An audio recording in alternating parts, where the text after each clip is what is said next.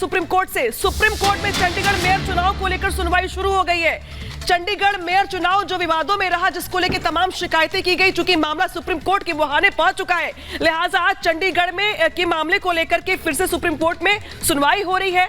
Supreme court की ओर से बाकायदे जिस तरीके से चुनावी प्रक्रिया हुई थी उसके सबूत मंगवाए गए हैं, वीडियो रिकॉर्डिंग मंगवाई गई है, बैलेट बॉक्स मंगवाया गया है। कल इस मामले में सुनवाई हुई थी और सुप्रीम कोर्ट ने तमाम पेपर्स, बैलेट पेपर्स चेक करने के लिए मंगवाए थे। तो आज सुनवाई शुरू होते ही सीजीआई ने तमाम सबूत यहां पर चेक किए हैं। 8 वोट कैसे खराब हुए, इस बात को लेकर लगातार जांच की जा रही है और यह पूछा भी गया है कि रिटर्निंग ऑफिसर बताए कि कैसे अवैध हुए वोट। सीधे रुक करते हैं अमित का। मोनिका। बिल्कुल अमित का सीधे यहाँ पर रुक लेते हैं, ग्राउंड जीरो से हमारे साथ जुड़े हुए हैं। अमित, बड़ा सवाल यहाँ पर यही बन जाता है, जिस तरीके से सुप्रीम कोर्ट में सुनवाई हुई है, कई सवाल सीजीआई ने पूछे हैं, इसके अलावा और क्या क्या सुप्रीम कोर्ट के भीतर सुनवाई के दरमियान होता है, विस्तार से बताइए।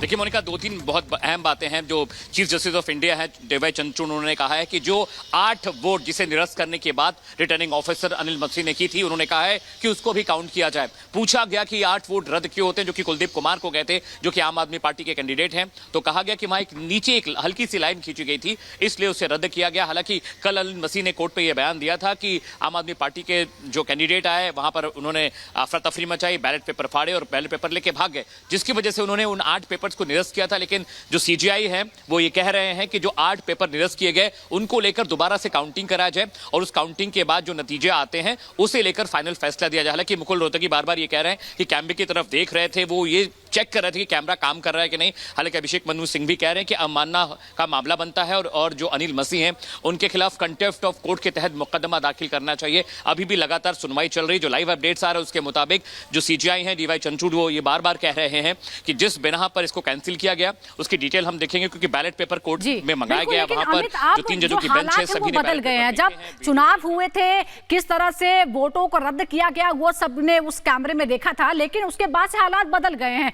3 लोग आप छोड़ के बीजेपी में शामिल हो चुके हैं और अब बहुमत बीजेपी के पास है। ये बहुत ही टेक्निकल मामला हो चुका है। अगर सुप्रीम कोर्ट कोई आदेश दे भी तो फिर वो बदलेगा कैसे? देखिए मैं आपको बताऊं सुजाता, इसमें दो पॉइंट समझने वाले हैं। पहला पॉइंट ये है कि अगर दोबारा चुनाव हुए तो बीजेपी का पल्ला भारी, क्योंकि 3 जो पार्षद हैं वो बीजेपी में जा चुके हैं। लेकिन अगर जो पुरानी वोटिंग हुई है उसके बैलेट को अगर काउंट किया जाएगा तो अभी भी जो इंडी गठबंधन है यानी आम आदमी पार्टी और कांग्रेस के जो वोट हैं वो बीजेपी के मुकाबले कहीं ज्यादा है। और वो 8 वोट जिन्हें रद्द किया गया था, अनिल मसी ने जिन्हें रद्द किया था अंडरलाइन करके, अगर उनको काउंट किया जाए तो बीजेपी से ज्यादा काउंटिंग हो जाती है। तो अगर दोबारा वोटिंग हुई तो कांग्रेस और आम आदमी पार्टी के खिलाफ जा सकता है। लेकिन अगर दोबारा वोटिंग नहीं होती है, पुराने बैलेट को जैसा कि सीजीआई कह रहे हैं डीवाई चंद्रचूड़ कि इसको मिलाकर काउंटिंग की जाए जो 8 बैलेट पेपर हैं, और तो अगर अमित पुराने वोटों की गिनती होती है तो पलड़ा बदल जाएगा, पूरा का पूरा मामला ही बदल जाएगा। इस बीच बड़ी खबर आ गई है, निरस्त बैलेट आपके पक्ष में। सुप्रीम कोर्ट ने ये बड़ा बयान दिया है, बैलेट पेपर में कोई कमी नहीं, निरस्त वोट सही माने जाएंगे। ये अपने आप में बहुत बड़ी खबर जो आम आदमी पार्टी के पक्ष में जाती दिखाई दे रही, क्योंकि सुप्रीम कोर्ट ने यह माना है, सीजीआई ने यह माना है कि जो वोट दिए गए थे, सुनवाई जारी है। लेकिन इस बीच जो टिप्पणी की गई है वो दरअसल ये की गई है कि बैलेट पेपर में कोई कमी नहीं है, निरस्त वोट जो है वो सही माने जाएंगे, ये अपने आप में कहा गया है। तो अब देखना ये होगा कि अगर जो वोट जिसको निरस्त किया गया उसको निरस्त करने का क्राइटेरिया क्या था, और अगर निरस्त नहीं होते हैं, अगर वोटों की गिनती हो जाती है तो वो जाएगी आपके पक्ष में। अमित बिल्कुल, देखिए 14 पार्षद बीजेपी के पास थे। अगर अनामिका जो पुराने बैलेट पेपर को वैलिड मानकर दोबारा काउंटिंग की जाती है तो ये आम आदमी पार्टी और कांग्रेस के खाते में जाएगा और बीजेपी को नुकसान जरूर होगा, क्योंकि बीजेपी में अभी 3 पार्षद शामिल हुए हैं, वो वोटिंग के बाद शामिल हुए थे। अगर नए बैलेट पेपर से वोटिंग दोबारा होती है तो ये फायदा बीजेपी को मिल सकता था। लेकिन अगर पुराने जो बैलेट पेपर्स हैं उनकी काउंटिंग, जैसा कि चीफ जस्टिस ऑफ इंडिया कह रहे हैं कि जो पुराने बैलेट पेपर हैं उनको मान्य किया जाए, उनको वैलिड रखा जाए और उनकी काउंटिंग की जाए, तो कहीं ना कहीं आम आदमी पार्टी और कांग्रेस को इसमें फायदा होता दिखाई देगा। क्योंकि हालांकि अभी तक जो बीजेपी का मेयर था, और अगर पुराने बैलेट पेपर्स की काउंटिंग की जाती है तो ये पल्ला पलट सकता है, क्योंकि फिर ये नुकसान हो जाएगा भारतीय जनता पार्टी का। और आम आदमी पार्टी और जो कांग्रेस है उनके पास जो संख्या बल है, जो नंबर्स हैं, वो ज्यादा हो जाएंगे। और यही बात सीजीआई कोर्ट पे कह भी रहे हैं कि जो पुराने बैलेट पेपर्स है जिसको अमान्य किया था अनिल मसी ने, जो रिटर्निंग ऑफिसर, बिल्कुल। और ये बड़ी बात यहाँ पर सुप्रीम कोर्ट में सुनवाई के दरमियान कही गई है और सुनवाई अभी जारी है। आगे भी अपडेट अमित आपसे लेते रहेंगे, लेकिन फिलहाल अगली खबर का यहाँ पर रुख कर लेते हैं।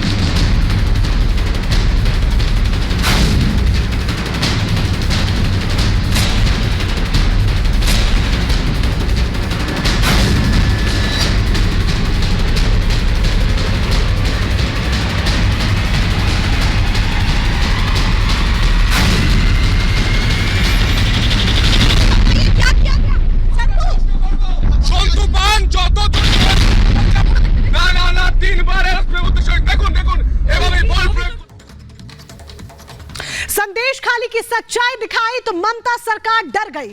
ममता सरकार में हड़कंप मच गया है। पश्चिम बंगाल में बवाल हो रहा है। जी हां, रिपब्लिक बांग्ला रिपोर्टर संतू पान की गिरफ्तारी पर अब शुभेंदु अधिकारी भी भड़क गए हैं। बयान उन्होंने दिया है। सवाल वो सरकार से पूछते हुए नजर आ रहे हैं क्योंकि यहां पर लोकतंत्र की हत्या की गई है। सरकार से सवाल पूछने पर गिरफ्तारी हुई है। शुभेंदु अधिकारी का कहना है जिस तरीके से रिपब्लिक बांग्ला के रिपोर्टर संतू पान की गिरफ्तारी हुई है उस पर शुभेंदु अधिकारी भड़कते हुए नजर आए। मीडिया को खत्म करने की साजिश रची जा रही है। रिपब्लिक बांग्ला पत्रकार की प्रताड़ना उसकी की जा रही है, शुभेंदु अधिकारी ने कहा है। हमारे रिपब्लिक बांग्ला के रिपोर्टर को कल बहुत ज्यादा प्रताड़ित किया गया। उसको ऐसे ले जाया गया जैसे वो क्रिमिनल है। यहाँ रिपोर्टिंग के लिए वो आया था, उसके ऊपर झूठे आरोप लगाए गए, कस्टडी में है। इस पर आप क्या कहेंगे? क्या ये ममता बनर्जी के राज में पत्रकारों के साथ ये हाल होगा? मतलब हम लोग ही सुरक्षित नहीं है। हमारी कॉन्स्टिट्यूशन का 4th पिलर है जुडिशियल मीडिया, इसके ऊपर सीधा आक्रमण और खास करके रिपब्लिक को टारगेट करके किया। इसलिए हम लोग सब आज ब्लैक डे मना रहा है। पूरा प्रदेश में ब्लैक डे मना रहा है। रिपब्लिक के साथ क्या दुश्मनी है सर? पत्रकारों के साथ रिपब्लिक आम जनता का आवाज उठा रहा है, चोरी का भंडाफोड़ कर रहा है, गुंडा का सर्वनाश कर रहा है। और खास करके आपका सोनटू पान, यहाँ का जो प्रिंस है, ममता जी का भतीजा, उनको क्वेश्चन किया। जब ईडी ने उनको बुलाया था तब सीजीओ कॉम्प्लेक्स के बाहर सोनटू ने क्वेश्चन किया। इसलिए रिवेंज के कारण इस कार्रवाई हुई। वो बदला लिया गया है। बदला लिया। तो यानी कि हम ये माने ममता के राज में यहाँ पत्रकार ममता जी में पत्रकार कॉन्स्टिट्यूशन के कोई पिलर सुरक्षित, हम लोग सुरक्षित नहीं है। जुडिशियरी सुरक्षित नहीं है। We law maker are not safe. आपको